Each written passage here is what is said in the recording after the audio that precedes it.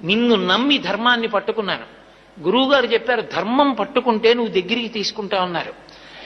నన్ను కూడా తోసేస్తారా? నన్ను దగ్గరికి రానివ్వవా?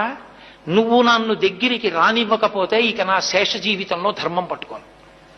నువ్వు నన్ను ఇవాళ దగ్గరికి తీసుకుంటే నా ఆఖరి ఊపిరి వరకు ధర్మం అవుతావు. నీ ఇష్టం అనుకున్నానండి.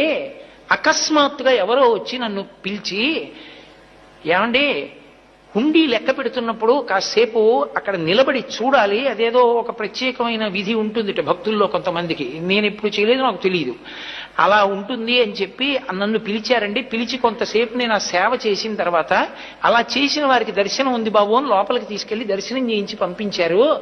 గురువు గారు నా ఆఖరి ఊపిరి వరకు నేను ధర్మం మొదలుపెట్టను. నాకు అర్థమైంది, ధర్మాన్ని 6 నెలలు పట్టుకుంటేనే నన్ను అనుగ్రహించిన స్వామి నా జీవితాంతం పట్టుకుంటే నన్ను గుండెల్లో పెట్టుకుంటాడు.